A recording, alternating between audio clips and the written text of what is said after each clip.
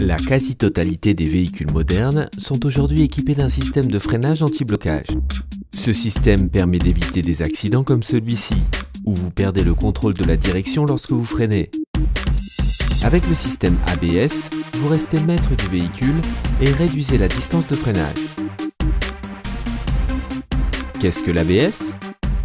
Comment peut-il éviter les accidents dus au freinage?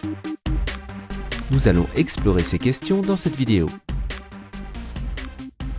Pour bien comprendre les principes de l'ABS, il faut d'abord comprendre ceux de la direction et du freinage.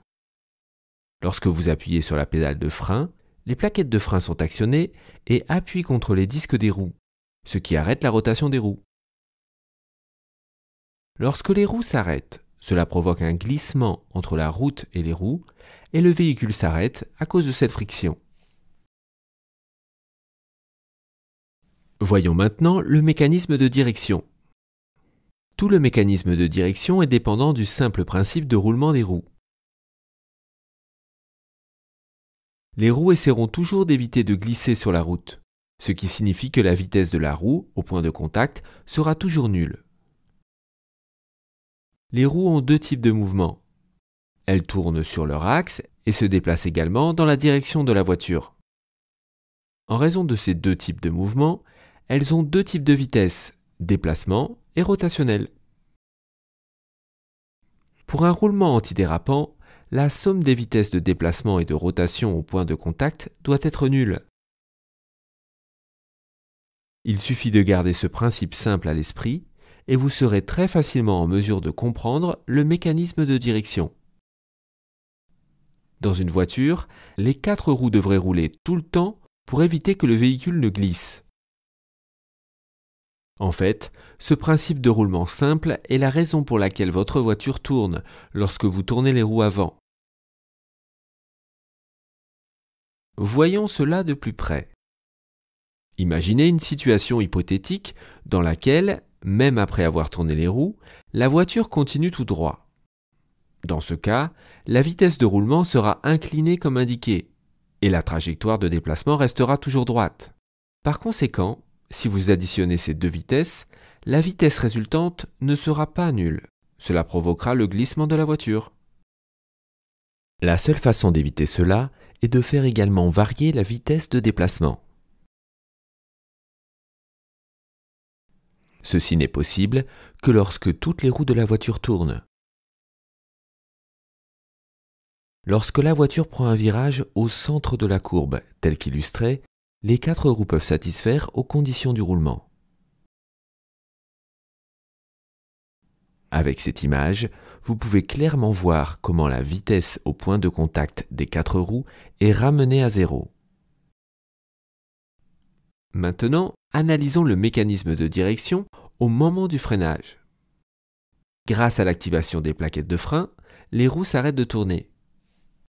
Même si les roues sont tournées, alors qu'il n'y a pas de rotation, il n'y aura pas la moindre vitesse de rotation.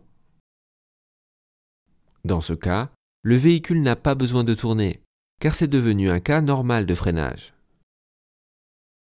Le véhicule ne réagit plus au changement de direction du conducteur et glisse en ligne droite, ce qui peut provoquer un accident. En plus de perdre le contrôle de la direction, les voitures sans ABS font face à un autre gros problème, le freinage sur des surfaces avec différents niveaux d'adhérence. Lorsque les roues gauche et droite sont sur des surfaces d'adhérence différentes, l'application des freins génère des forces de frottement différentes sur les roues. Cela produira du couple et la voiture partira en vrille incontrôlable. Voyons comment le système ABS résout ces problèmes. Un système de freinage anti-blocage est très simple. L'ABS empêche les roues de se bloquer complètement. Le système ABS comprend des capteurs de vitesse fixés sur toutes les roues. Lorsque les capteurs détectent qu'une roue est sur le point de se bloquer, un modulateur libère partiellement la plaquette de frein de cette roue. De cette façon, les roues pourront tourner par intermittence pendant le freinage. On peut immédiatement voir l'effet de cette rotation intermittente des roues sur la direction. Ici, les roues sont un élément de vitesse de rotation. Cela permettra certainement à la direction de fonctionner, et le conducteur sera en mesure de diriger le véhicule, même pendant le freinage.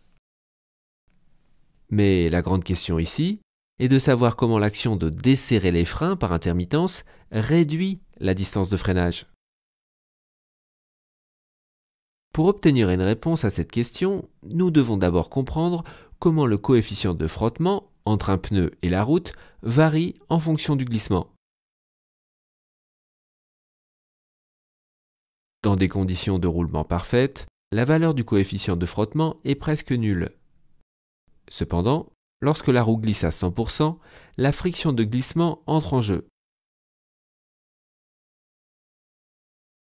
On peut donc s'attendre à ce que les valeurs de frottement pour les autres niveaux de glissement varient comme celui-ci. Mais comme le caoutchouc est un matériau complexe, il y a des comportements étranges au freinage. Le coefficient de frottement entre le pneu et la route varie comme indiqué par rapport au glissement. Il y a une valeur de crête d'environ 12% du taux de glissement. En dessous et au-dessus, le coefficient de frottement diminue. Lors d'un freinage sans ABS, le coefficient de frottement qui entre en jeu est principalement le frottement de glissement. Cependant, en freinage ABS, l'algorithme ingénieux ajuste la pression de freinage pour maintenir le taux de glissement près de 12%, là où la valeur de friction est au maximum. Cela réduit considérablement la distance de freinage. Revenons maintenant à la grande question de l'instabilité des voitures. Grâce à la répartition électronique intelligente de la force de freinage, qui est un sous-système de l'ABS moderne, on peut surmonter ce problème très facilement. En EBD, on mesure la vitesse angulaire en lacet de la voiture et le glissement relatif de chaque roue. En réduisant simplement la pression de freinage sur les roues à adhérence plus élevée, on réduit la force de frottement produite par ces roues. De cette façon, le couple enlacé et l'ensemble de la voiture restent sous contrôle. Nous espérons que cette vidéo vous a donné un aperçu conceptuel clair du fonctionnement du système ABS. Et n'oubliez pas de nous soutenir sur Patreon. Je vous remercie.